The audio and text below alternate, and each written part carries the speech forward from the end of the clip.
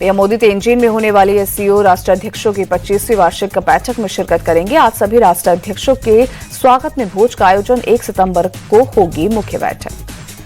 PM Modi SCO summit के दौरान सोमवार को रूसी राष्ट्रपति पुतिन से भी करेंगे द्विपक्षीय मुलाकात। 40 मिनट की मुलाकात के दौरान यूक्रेन वॉर और अमेरिकी टैरिफ के मसले पर हो सकती है बात। एससीओ मीटिंग को लेकर उत्साहित है पीएम मोदी, कहा बैठक में वर्ल्ड लीडर्स के साथ आधुनिक चुनौतियों पर चर्चा होगी। पुतिन मोदी की मुलाकात से पहले यूरोप में बड़ी हलचल। ज़ेलेंस्की ने पीएम मोदी को मिलाया फोन। पीएम मोदी ने जंग के शांतिपूर्ण समाधान में मदद का आश्वासन दिया। जापान की 2 दिवसीय दौरे के बाद चीन पहुंचने पर पीएम मोदी का तेंजिन के एयरपोर्ट पर हुआ जोरदार स्वागत। एयरपोर्ट पर पीएम मोदी का हुआ रेड कारपेट वेलकम। एयरपोर्ट से होटल पहुंचने पर भारतीय समुदाय के लोगों से मिले पीएम मोदी। भारत माता की जय और वंदे मातरम के नारे लगे। पीएम के स्वागत में होटल में इंडियन क्लासिक म्यूजिक और डांस का आयोजन। सभी कलाकार थे चीनी नागरिक। पाकिस्तान के पीएम शहबाज नवाज भी एससीओ समिट में शिरकत करने के लिए तेंजिन पहुंचे। आज राष्ट्रपति शी जिनपिंग से करेंगे मुलाकात। जापान दौरे के दूसरे दिन पीएम मोदी ने राष्ट्रीय राज्यपाल संघ के सदस्यों से मुलाकात की। निवेश, स्टार्टअप, इनोवेशन समेत कई मुद्दों पर चर्चा हुई। जापानी पीएम योशिहिदे के साथ पीएम मोदी ने बुलेट ट्रेन में सफर किया। इस तस्वीरें आई सामने। जेआर ईस्ट में प्रशिक्षण ले रहे भारतीय ट्रेन चालकों से भी मिले मोदी। टोक्यो में पीएम मोदी और जापानी पीएम ने इलेक्ट्रॉन फैक्ट्री का दौरा किया। कंपनी के शीर्ष अधिकारियों से बातचीत की। पीएम ने ट्वीट कर तस्वीर साझा की। पीएम मोदी ने जापान के पीएम को रेमन बाउल और चांदी की चॉपस्टिक गिफ्ट की। पीएम शिगेरू की पत्नी को पश्मीना शॉल भेंट की। भारत के खिलाफ अमेरिकी राष्ट्रपति डोनाल्ड ट्रंप ने खोला टैरिफ मोर्चा। यूरोप से भी भारत पर सेकेंडरी टैरिफ लगाने की अपील की। राष्ट्रपति ट्रंप बोले, अमेरिका की तरह यूरोपीय देश भी भारत टैरिफ लगाए। यूरोपीय देश इंडिया से तेल और गैस ना खरीदे। बिहार के आरा में मंच से तेजस्वी यादव ने राहुल गांधी की मौजूदगी में खुद को घोषित किया सीएम फेस। जनता से पूछा, आपको डुप्लीकेट सीएम चाहिए या ओरिजिनल? तेजस्वी यादव ने वोटर अधिकार यात्रा के दौरान आरा में एनडीए सरकार पर निशाना साधा। कहा, ये नकलची सरकार है, इनके पास कोई रोड मैप नहीं है, ये सिर्फ महागठबंधन की नकल कर रहे हैं। तेजस्वी यादव ने बीजेपी पर निशाना साधा। बोले, वोटर अधिकार यात्रा से बीजेपी घबराए, कुछ भी कर लें, ये इस बार सत्ता में नहीं लौटने वाले। सपा चीफ अखिलेश यादव ने किया तेजस्वी का समर्थन। कहा, तेजस्वी ही होंगे बिहार के अगले सीएम, उनसे बेहतर बिहार में कोई सीएम नहीं हो सकता। अखिलेश यादव ने कहा, तेजस्वी के सत्ता में आने के बाद बेरोजगारी की वजह से पलायन नहीं होगा, बल्कि बीजेपी का पलायन होगा। आरा में राहुल गांधी बोले, ये सिर्फ वोटों की नहीं, आपके अधिकारों की भी चोरी है। हम बिहार में बीजेपी को एक भी वोट चोरी नहीं करने देंगे। राहुल गांधी बोले, वोट चोरी के खिलाफ हमारी ये मुहिम यही खत्म नहीं होगी। वोटर अधिकार यात्रा पूरे देश में जाएगी। बिहार के भोजपुर में अखिलेश यादव ने वोटर अधिकार यात्रा को संबोधित किया। बीजेपी पर निशाना साधा। बोले, बीजेपी ने चुनाव आयोग को जुगाड़ आयोग बनाया।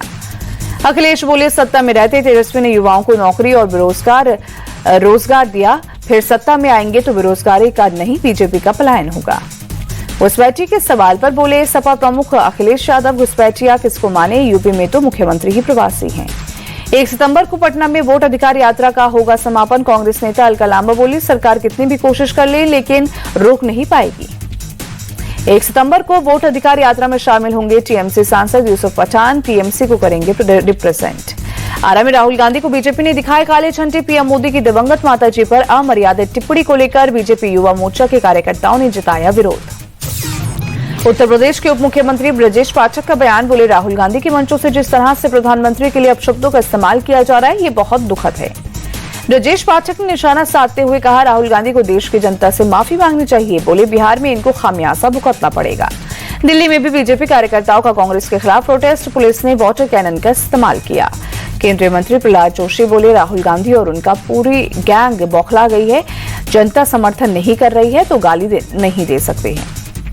बिहार में जहानाबाद के घोसी में एक सभा में अब की बार तेजस्वी सरकार की नारे पर तेजप्रताप यादव नाराज हुए। कहा, यहां फालतू बात ना करो, जो अपनों का नहीं हुआ वो सूबे की जनता का क्या होगा।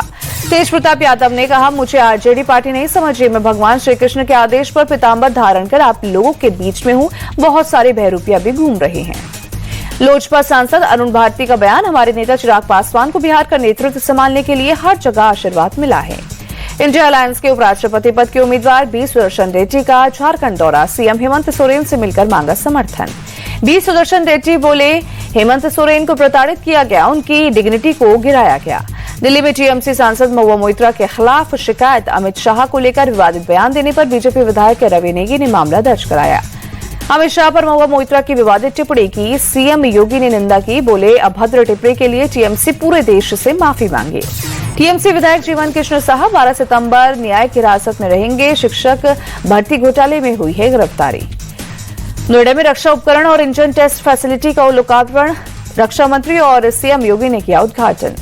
रक्षा मंत्री राजनाथ सिंह बोले, जब संकल्प, साहस और विज्ञान एक साथ मिलते हैं तो क्या होता है, ऑपरेशन सिंदूर के दौरान पता चला। राजनाथ सिंह बोले, ऑपरेशन सिंदूर में 22 मिनट में भारतीय सेना ने आतंकियों और उनके सरपरस्तों को सबक सिखाया। सीएम योगी ने रक्षा मंत्री का जताया आभार, कहा डिफेंस फैक्ट्री के लिए अब तक यूपी सरकार ने 12,500 एकड़ जमीन दी।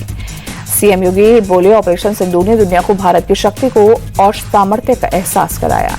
मुंबई में मराठा आरक्षण को लेकर तीसरे दिन प्रदर्शन जारी। मनोज जरांगे पाटिल से मिले सरकार के प्रतिनिधि। मनोज जरांगे पाटिल ने सभी को कुणबी प्रमाण पत्र देने की मांग की।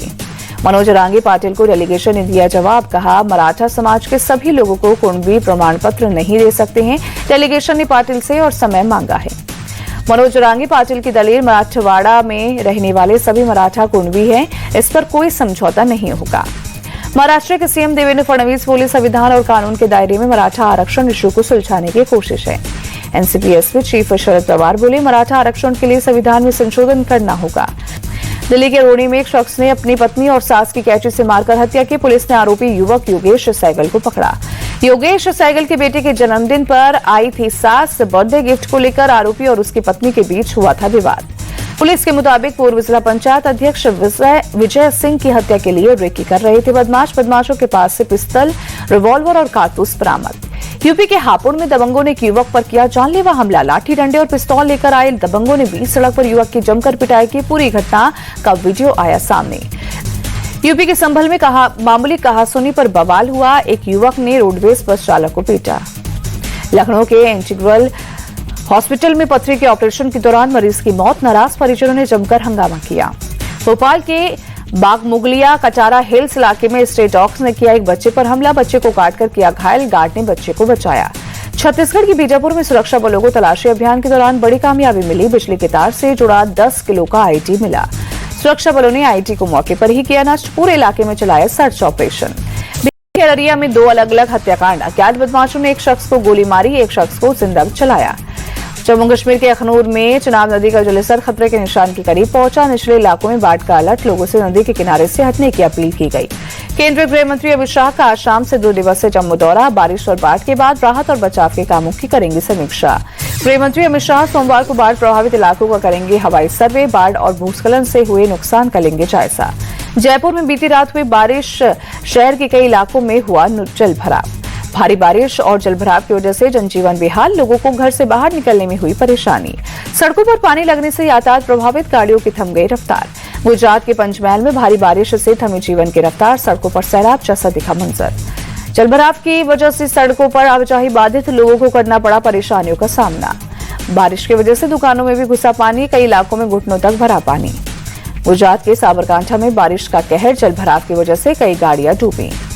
किसी तरह की जनहानि की खबर नहीं, कड़ी मशक्कत के बाद गाड़ियों को बाहर निकाला गया।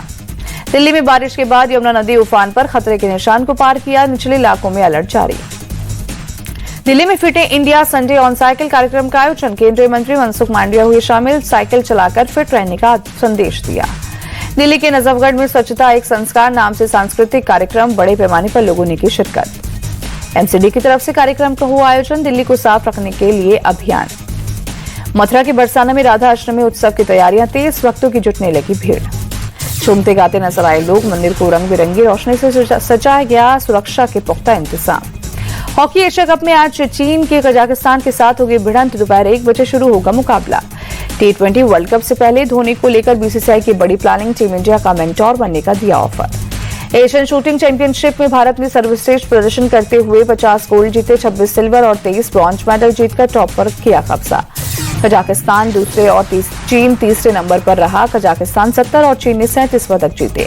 दिल्ली के सीएम रेखा गुप्ता का बड़ा ऐलान, ओलंपिक में गोल्ड, सिल्वर और ब्रॉन्ज मेडल विजेताओं को 7 करोड़, 5 करोड़ और 3 करोड़ रुपए का नगद पुरस्कार देगी।